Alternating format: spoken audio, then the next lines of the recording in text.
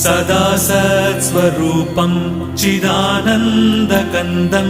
जगत्सम्भवस्थानसंहारहेतुं स्वभक्तेच्छया मानुषं दर्शयन्तं नमामीश्वरं सद्गुरुं साईनाथं नमामीश्वरं सद्गुरुं साईनाथं भवद्वान्तविध्वंसमार्ताण्डमीड्यं मनोवागतीतं